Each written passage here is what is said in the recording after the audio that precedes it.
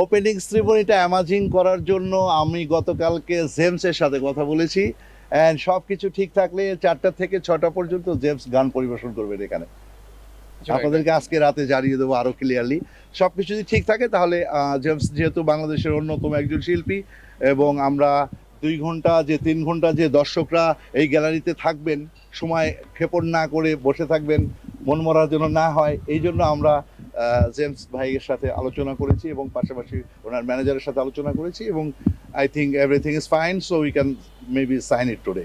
না, দলটা ব্রাজিল বলে কথা, দলটা আর্জেন্টিনা বলে কথা।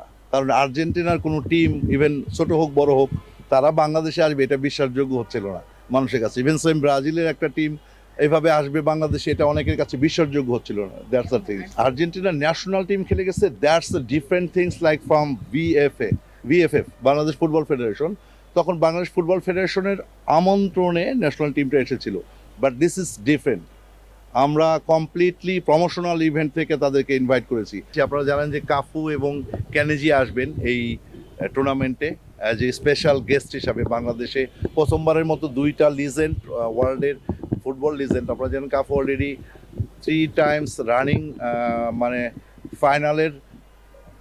ফাইনাল খেলেছেন, মানে একদম পরপর 3টা ফাইনাল খেলেছে ব্রাজিল, এবং সেইখানে কাফু ওই 3টা ম্যাচেও ছিল এবং লাস্টে ফাইনালও খেলেছে, এবং ফাইনাল ম্যাচে সে অ্যাজ এ অধিনায়ক হিসেবে বিশ্বকাপ নিয়েছে। সব কিছু মিলে একটা এক্সপেন্সিভ ব্যাপার এখানে কাজ করছে।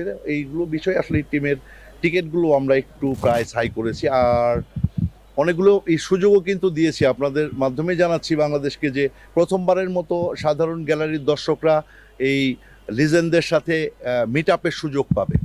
আমরা বারবার বলেছি কিভাবে পাবে। আমরা এই যারা দর্শক গ্যালারি থেকে টিকিট যারা নেবেন, এই টিকিটের মধ্য থেকে আমরা লটারির মধ্য দিয়ে প্রতিদিন 10 জন করে নিব, এবং শেষ দিন যখন কাফু ক্যানেজিয়া মাঠে থাকবেন, এরা টোটালি মাঠের মধ্যেই তারা একটা মিট আপের সুযোগ পাবেন, কথা বলার সুযোগ পাবেন সাধারণ গ্যালারির দর্শক থেকে। পাশাপাশি হচ্ছিল, আপনারা জানেন যে আমরা যেহেতু মাঠটা ভিজিট করলাম আজকে, আমরা হসপিটালিটি বক্সটা দেখলাম, এখানে আমরা একটা প্রাইস অনেক হাই করেছি। অনেকেই বলে এত প্রাইস হাই করলেন কেন? অ্যাকচুয়ালি যারা করেন, অর্গানাইজার অনেক চিন্তা করে করেন। কারণ কি, প্রত্যেকে তো পকেট থেকে তো বাবার দাদার সম্পদ বিক্রি করে তো কেউ চলে না। অনেকভাবে বলে, কেউ দুধ বিক্রি করে মদ খায়, কেউ মদ বিক্রি করে দুধ খায়। আমরা বাংলা প্রবাদের সাথে মিশে আছি, সেম লাইক দ্যাট। আমার ভালো লাগে কোনো কিছু করতে পারলে বাংলাদেশের মানুষের জন্য। আপনার এই যে কথা বলতেছি, যদি আমি আমার কথাকে রেখে দিতে পারি, অর্থাৎ জানি না, সবই তো তার ইচ্ছাই হবে। আল্লাহ যদি তিনি চান এই মাঠে সুন্দর একটা খেলা বাংলাদেশের মানুষ উপভোগ করতে পারবেন, তো আমার সবচেয়ে ভালো লাগা হবে যদি এটা শেষ দিন পর্যন্ত স্মুথলি শেষ করতে পারি। অনেস্টলি আশা করি আমি পারবো। তবে বাংলাদেশের মানুষের জন্য বলবো, যারা স্পেশালি টিকিটের বিষয়ে যারা বলছিল, আমি বলবো যে টিকিটের বিষয়টা অ্যাকচুয়ালি আপনারা যতটুকু এইখানে পার্টিসিপেট করবেন, এই যে 1000 টাকা, ইটস নট বিগ ডিল। আপনারা ব্রাজিল একটা টিম আসছে, তাদেরকে সাপোর্ট দিচ্ছেন বাংলাদেশের মানুষের জন্য, যে তারা বাংলাদেশের মানুষ তাদের সাথে খেলছে।